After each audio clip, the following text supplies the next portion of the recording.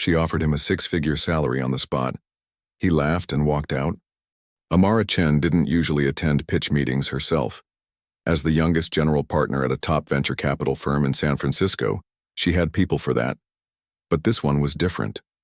A whisper-only invite, a hush-hush AI startup, and a genius co-founder who, according to every insider, hated money and hated suits even more. She arrived precisely on time: black heels, sleek ponytail, tailored power suit sharp enough to slice air. The room was full of sweaty tech guys with oversized hoodies and underwhelming social skills. Then he walked in. Leo. Tall, disheveled, eyes sharp as a scalpel. No slides, no buzzwords. Just a whiteboard, a marker, and a vision for an AI architecture that didn't just learn.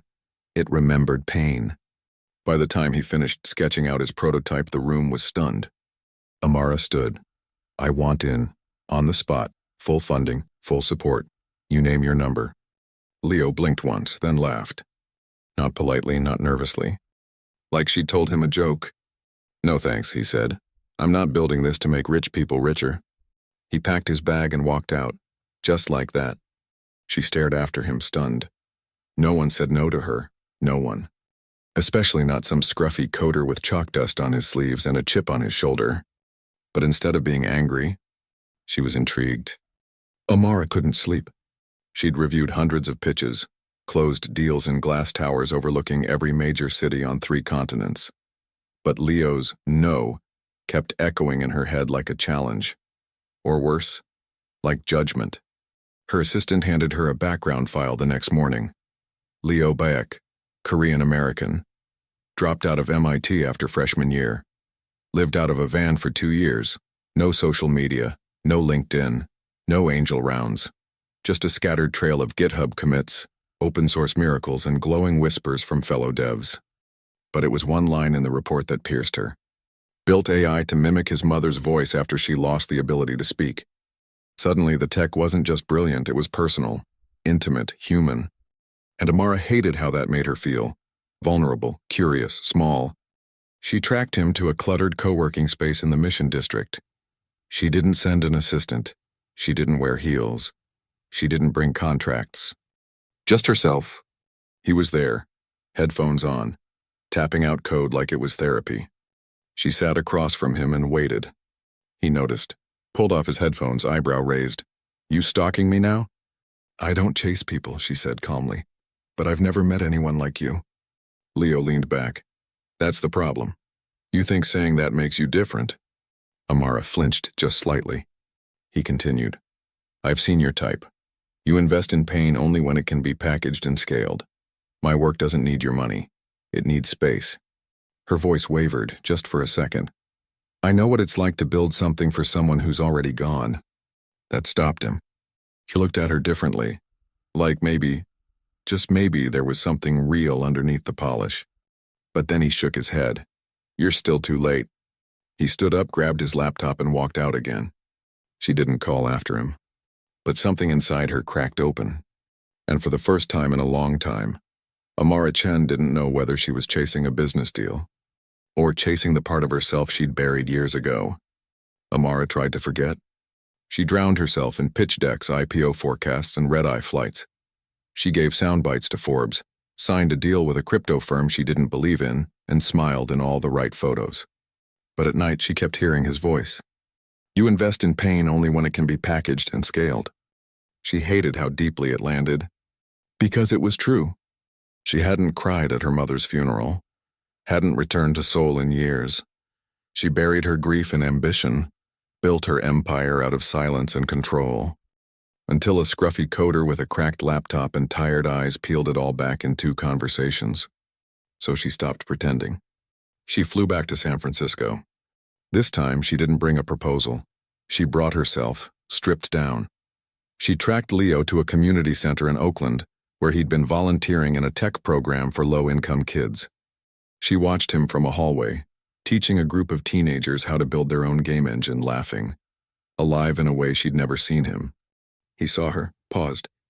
I told you I don't want your money, he said when she stepped outside with him after class. I'm not offering it, she replied, not today. Leo narrowed his eyes. Then why are you here? She hesitated. Because I remember what it felt like to lose someone and build a life where no one could touch me. I see it in you. Something flickered behind his expression, a crack in the armor. He didn't respond. He just looked at her, long, quiet, deep. Like he saw something in her that wasn't pitch decks or profits.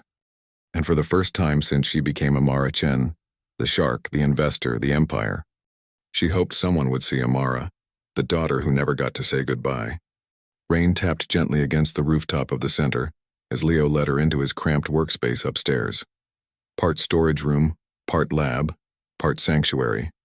Dust floated in the dim light, wires tangled like ivy, a whiteboard filled with diagrams, equations, and fragments of Korean lullabies. Her breath caught at the sight of them. He noticed. "It's the first thing my mom ever taught me in our language," he said quietly, before the machines took her voice. Amara stepped closer. What happened to her? Leo sat down, hands fidgeting with a wire.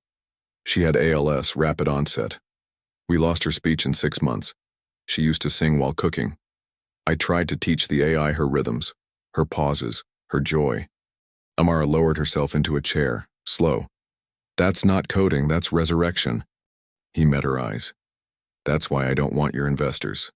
They'd twist it, turn her into a feature, a voice pack." Silence hung between them, electric and delicate. Then Amara spoke, barely above a whisper. "My mother died in a hospital bed overlooking the harbor in Busan. I was in New York, negotiating a seed round for a meditation app I didn't care about." Her voice cracked. "She left me a voicemail. I never listened to it." Leo said nothing, just let it hang in the air, real and raw. Then he did something she didn't expect. He turned the monitor to face her. Code filled the screen, lines dense and rhythmic like poetry written in logic. "This is what I've been working on since you showed up. A conversational shell that doesn't sell anything. It just listens." She stared at the lines. It wasn't elegant, it was messy, it was beautiful. "You built this and for her?" Leo nodded. "But it started changing when I saw you come back." Amara's throat tightened. "You talk like no one listens," he added. "Maybe that's why I wanted you to see it." And for the first time in years, she didn't know what to say. Only that something in her had shifted. Like she'd stepped into a story that wasn't hers, but somehow fit. Days passed. Amara kept returning to the center. Never announced, never late. Sometimes she brought food. Sometimes she just watched. The kids started to tease Leo whenever she walked in, calling her Nuna investor. She laughed. She didn't remember the last time she'd laughed like that, stomach deep, unguarded. She and Leo worked together on the AI shell late into the evenings. He let her in, not to code, but to the meaning behind the code. The pauses, the data shaped by grief and memory. It wasn't about the algorithm anymore. It was about her understanding him. And he began to understand her too. The fear behind her power, the cracks in her voice when she talked about her mother, the way she kept looking at her phone as if waiting for a message from a world she no longer belonged to. One night, under the soft yellow light of his cluttered lab, she said, "Maybe I don't want to run anymore." Leo turned, then stopped. Her heart beat louder than the rain outside. But the next morning she was gone. No text, no message, just gone.